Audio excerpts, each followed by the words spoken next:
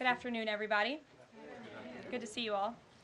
Since Inauguration Day, President Trump has secured trillions of dollars in private and foreign investments. Every single day, more money is pouring into our country, which will create more jobs for hardworking Americans. Today, Schneider Electric pledged to invest more than $700 million in the United States to boost American energy infrastructure and AI. On Monday, Hyundai announced a $20 billion investment in the United States, including $5.8 billion for a new steel plant in Louisiana, which will create nearly 1,500 high-paying jobs. President Trump is truly turning America back into a manufacturing superpower. Yesterday, President Trump marked National Medal of Honor Day by meeting with 21 of our nation's bravest heroes and incredible patriots who have been awarded the highest military honor. Beautiful picture. The president also signed a historic executive order to protect the integrity of American elections by strengthening voter citizenship verification and banning foreign nationals from interfering in U.S. elections. These are the common sense solutions that only Democrats could oppose. But voters deserve elections they can trust, and critical confidence is being restored thanks to President Trump's leadership.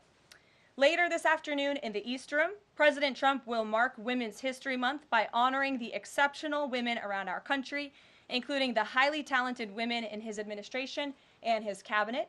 And on an additional scheduling update, the president will hold a press conference in the Oval Office today at 4:00 p.m.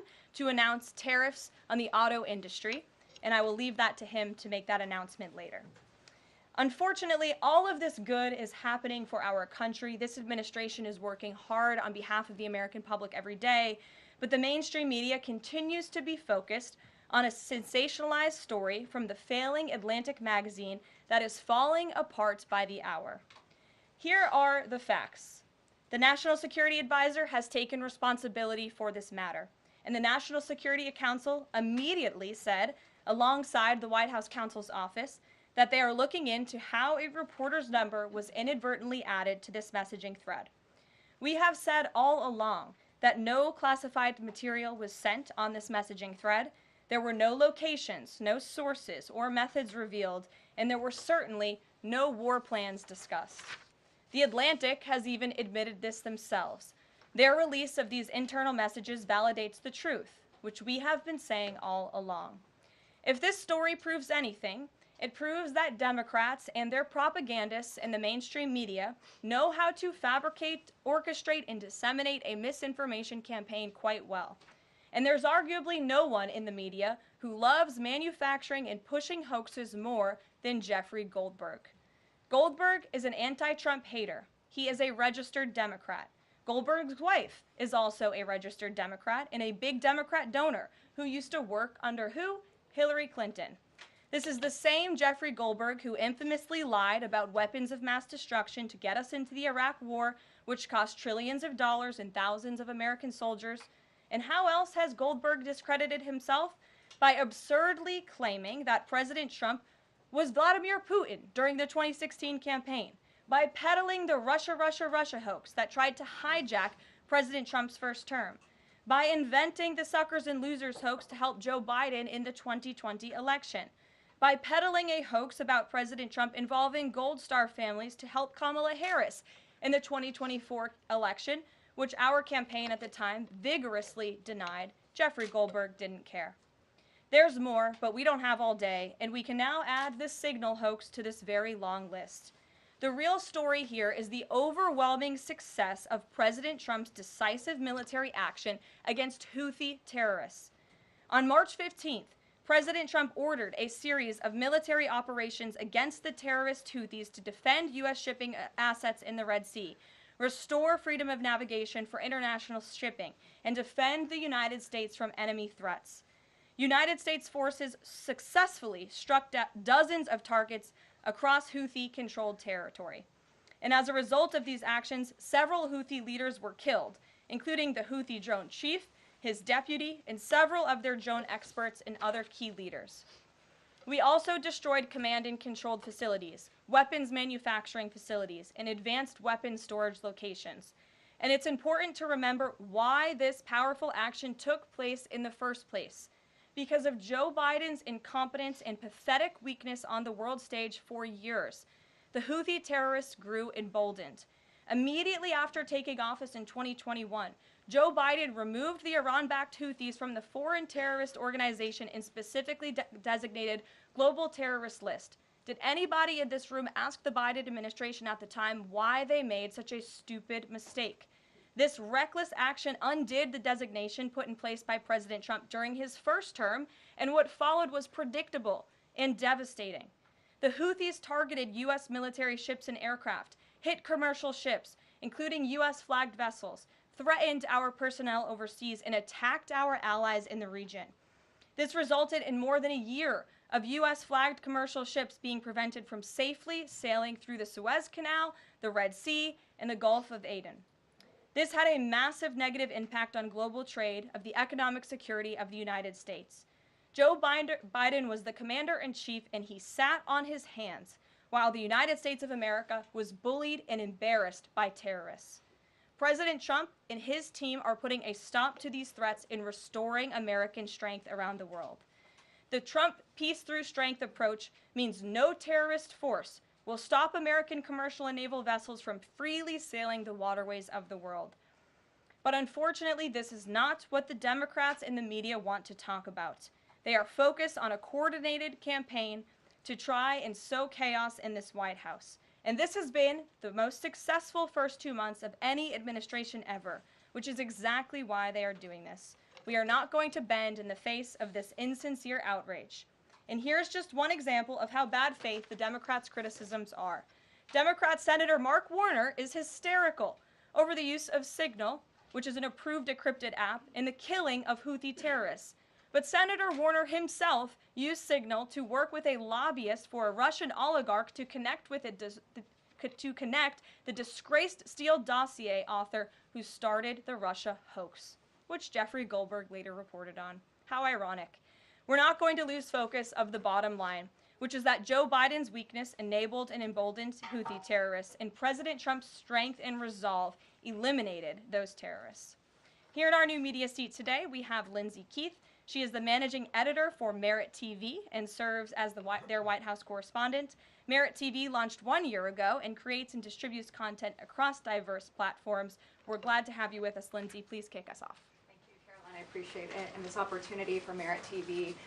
2 questions, if I may. One on Signal, one on the economy. Sure. On Signal, how comfortable is the president with what was shared so far now that the chain has been released? The president's view on all of this remains the same today as it did yesterday. And I think it speaks volumes about the leadership of this president that he went directly to all of you, members of the press corps. He was asked, do you want someone else to go out and do a briefing? And he said, no, I will tackle this story. I will discuss it. The people need to hear from me about the situation. And so his thoughts on this remained the same today. He has placed great trust in his national security team. And as for the usage of Signal, as the president said yesterday, as the CIA director has testified under oath, this is an approved app. It's an encrypted app. The Department of Defense, the Department of State, the CIA has it loaded onto government phones because it is the most secure and efficient way to communicate. As for, again, the original situation in this messaging thread, the National Security Council, the White House counsel's office continues to look in to how this mistake, which the National Security Advisor has owned, occurred, and the president has ensured they are doing that. On the economy, consumer confidence hit a 4-year low this month. Can you help explain to the American people how tariffs will help them in the long run? Yeah, absolutely, and I'm grateful for the question. The American public will hear later this afternoon from the president directly on the topic of tariffs. And as you all know, April 2nd day, President Trump has proudly dubbed it Liberation Day for our country. What he means by that is it will be a day where the United States of America will no longer be ripped off by nations around this world. It will be a day where Americans finally see free and fair trade practices restored. We are no longer going to allow our allies, our competitors, and our adversaries to take advantage of American workers. And if you think about your hometown in the state that you grew up, Main Street looks a lot different today than it did many years ago. And President Trump wants to restore America as a manufacturing superpower around the globe. He wants products to be made right here in in our great country with great, hardworking American hands that will ultimately result in higher wages and more money in the pockets of the American people. And he's also, in addition to tariffs, also determined to pass tax cuts later this year, as he did successfully in his first term, to put even more money back into the pockets of hardworking Americans. Peter. Karoline, if I can ask you very quickly about the information we've seen, just to set the predicate to all this. Has the president been briefed and physically seen he's seen all the details of the chat as printed by the Atlantic? I just spoke to the president about it, yes. Then let me ask you, if I can, very quickly. In the chat, Pete Hegseth, the defense secretary, details F-18s, Tomahawks, so some of the weapons that were used. He details the timing involved for this, all of which occurred 31 minutes before, as he says, F-18s would launch. The DoD manual details classified information as significant military plans, saying that is secret, that's classified. So what about, there are no methods, there are no sources, but that's not what determines what's classified. So what is it about what Pete Hegseth wrote that makes you say this is not classified? Well, it's not just me saying that, Peter. It's the Secretary of Defense himself who is saying this as well. And he put out a very strong statement earlier today listing all of the things that were not included in that message that he sent to the group. And again, this message, there was no classified information transmitted. There were no war plans discussed. Why did the Atlantic downgrade their allegation about war plans to attack plans? They're now playing word games because they know this was sensationalist spin from a reporter who is well known for doing this. We have said all along no war plans were discussed, no classified material was sent. You have the Secretary of Defense saying that. You have the Director of the CIA, the Director of National Intelligence, the FBI Director, all testifying to that under oath, and they should be trusted with that. To be clear, Americans can make the decision for themselves, but whether is the Sure. you said it's not war plans. Would you characterize these as military plans, military operation plans? I would characterize this messaging thread as a policy discussion, a sensitive policy discussion, surely, amongst high-level cabinet officials and senior staff. And I'm so glad, Peter, that you said the American public can decide for themselves, because I think the American public should decide for themselves based on the outcome of this operation. And what happened in this operation? Terrorists that were allowed to run wild by the Biden administration were killed because of the direction and the determination of this president and his team. And this message also shows, this messaging thread also proved that President Trump has an incredibly dynamic team who is working incredibly hard, flying all over the world to secure world peace and to fix up the foreign policy crises that the previous administration left for this team to inherit. So to be clear, we all in this room and around the country would agree that we're glad no American service members were harmed, and we're glad that the mission was a success. We'll stipulate that. But the president said that Pete Hegseth said none of this was classified. So given the president has seen it now, and given the president understands that significant military plans are deemed classified as secret, how does the president view none of this, which details times and weapons and more, as being not classified? I've already been asked and answered this question. The president's thoughts on this remain the same today as they were yesterday, On what basis, as I'm well asking? as the Secretary of Defense. This question has been asked and answered. There was no classified material discussed. Jackie. On what basis I Thank was you. asking? Go ahead, Jackie. Thank you, Caroline. So why aren't launch times on a mission strike classified? Again, I would defer you to the Secretary of Defense's statement he put out this morning. There were various reasons he listed, things that were not included in that messaging thread that were not classified. And again, going back to the American public, do you trust the Secretary of Defense, who was nominated for this role, voted by the United States Senate into this role, who has served in combat, honorably served our nation in uniform? Or do you trust Jeffrey Goldberg, who is a registered Democrat and an anti-Trump sensationalist reporter? This president and this national security team are putting our national security and the American people first. We are restoring American strength around the world, and the results of this operation speak for themselves. Putting aside Jeffrey Goldberg, though, just for for American service members who are going to have to carry out these missions in the future, what I guess the message that's coming from the response to all this that we're hearing is that nothing sensitive happened,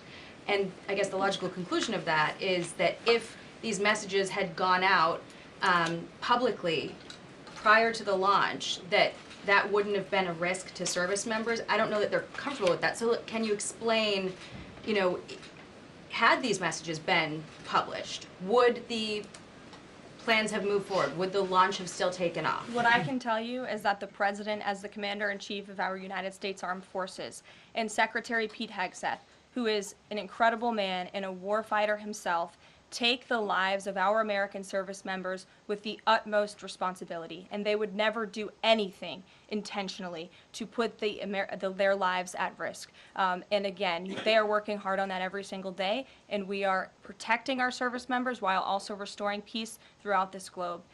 It's something the previous administration has not done, and I would just add one more point. We are not going to be lectured about national security and American troops by Democrats and the mainstream media who turned the other cheek when the Biden administration, because of their incompetence, left 13 service members dead in Afghanistan, and not a single person in the previous administration was held accountable for that botched withdrawal. Joe Biden said, in fact, it was a great operation. That is despicable. It's unacceptable to this president and this Secretary of Defense. The National Security Advisor has taken responsibility for this inadvertent number being added to the messaging thread.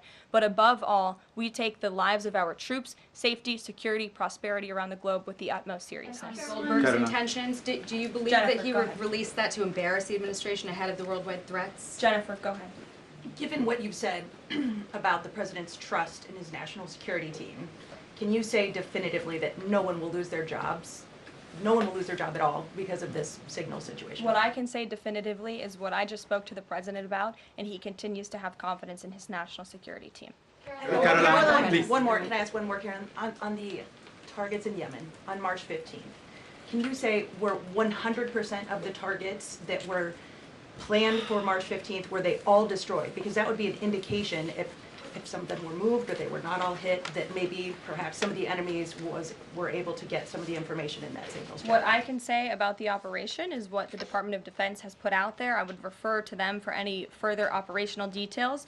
But there have been more than 100 strikes conducted against Houthi targets, and they have hit key Houthi leaders, air defense systems, command and control nodes, headquarters, weapons manufacturing and storage facilities, and these operations will continue until the freedom of navigation in our seas is restored and U.S. shipping can safely transmit without the fear of attack. And again, we believe that this has been a very successful operation thus far, and it will continue until this administration feels it no longer has to, and these terrorists have been taken out, which again is something the previous administration should have done, but they didn't, and now we've inherited this crisis. Stephen. Thank you, Caroline. I'd like to clarify something about the investigation and also ask about some conservative commentary. On the investigation, Mike Waltz said last night that he had spoken to Elon Musk about figuring out how Jeffrey Goldberg's number got in his phone. You mentioned the NSC and the White House counsel's office investigating. Can you just clarify who is investigating, who's leading that, and also Dave Portnoy, who endorsed President Trump, said today that he thinks that Mike Waltz should leave. Could you respond to that? Sure. Great respect for Dave Portnoy, but I just answered that previous question from Jennifer. As for your original question about who's looking into the messaging thread, the National Security Council, the White House counsel's office, and also, yes, Elon Musk's team. Elon Musk has offered to put his technical experts on this to figure out how this number was inadvertently added to the chat. Again, to take responsibility and ensure this can never happen again. Karoline. I have two questions. One on a follow-up on something you just said. But since we have these messages released, and you said that the president has now personally reviewed them, at the chat at one point, Pete Hegseth wrote 14-15 strike drones on target, and in all caps he said, "This is when the first bombs will definitely drop." Does the president feel that he was misled by his national security advisors, whoever it was that told him there was no classified information in there, now that he's seen these messages? I've now been asked and answered this question 3 times by the both of you, and I've given you my answer. The president feels the same today as he did yesterday. Philip. And on my follow-up on what you had just No, said. go ahead, Philip. I have a Caitlin, quick- I'm not taking your follow-up. The vice Philip, go I president- have a follow-up on something you expressed just said, though, Caroline. That's Caitlin, regarding I'm not Jeffrey taking Goldberg. your follow-up. Philip, go ahead. I have called Thank on you. you. The vice president seemed to express some frustration that Europe wasn't doing more to police waterways in their backyard, noting in that signal thread that 40% of European trade goes through the Suez Canal. Does the president share that opinion and frustration? And then going forward, should the Europeans be responsible for policing that waterway? Well, the president was asked this question yesterday by the pool in the cabinet room, and he answered this question. He said yes, he believes that Europe has been, as the vice president put it, freeloading on the backs of American taxpayers and off the backs of the United States of America, and he wants to ensure that Europe pays their fair share. He's always been very honest and upfront about that, and I think the vice president shares those concerns with him as well. And then one more. Sure. You know, enlisted soldiers, sailors, and Marines would face consequences if they shared this type of information inadvertently with a reporter. Can you tell us more why the president is so willing to give Mike Waltz a mulligan here? Again, I have now been asked and answered the same question using different language multiple times. If anybody has another question, there's a lot of different things going on in the world. We have tariffs possibly being implemented later today. The president is going to talk about that at 4 o'clock this afternoon. Sure, go ahead. Okay, thank you for taking my question. I wanted to first and foremost thank the administration for the election integrity executive order, because so many journalists for 4 years were banned from talking about this very subject. So thank you to the administration for that. My question is, yesterday President Trump, when signing the order, said that there is more to come when it comes to election integrity. Would that include same-day voting and hand-counted paper ballots? And why are Democrats so against election integrity measures like obviously proof of citizenship when it comes to voting in a United States election? Well, it's a very good question. You'll have to ask the Democrats why they're against so many common sense things, not just mandating voter ID. Why are they against men and women's sports? Why are they against deporting foreign terrorists from American soil who have been designated a foreign terrorist organization? I'm referring to Tren de Aragua. As for the election integrity executive order that the president signed yesterday, this is in an effort to restore trust in American elections.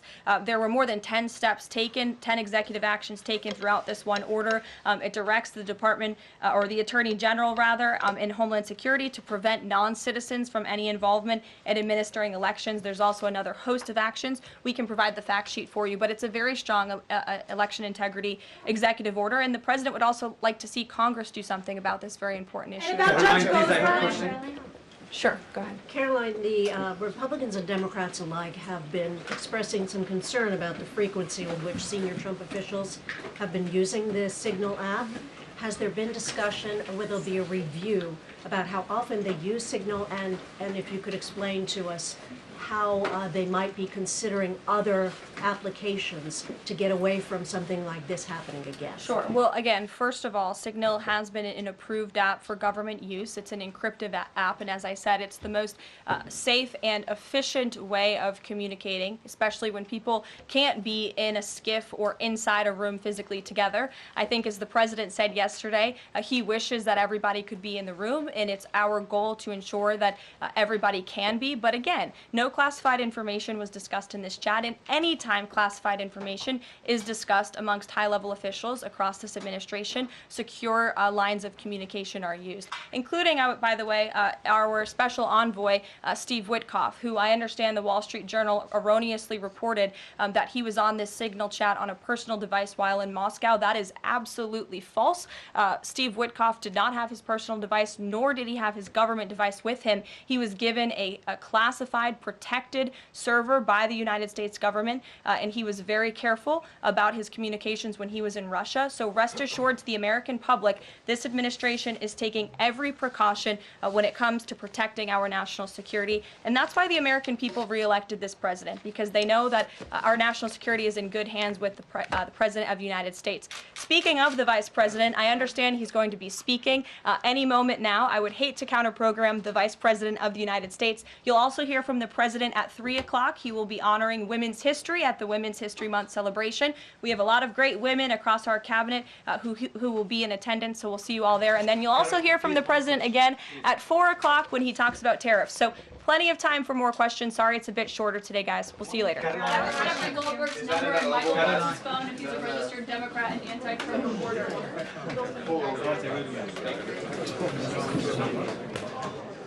She always starts on that side because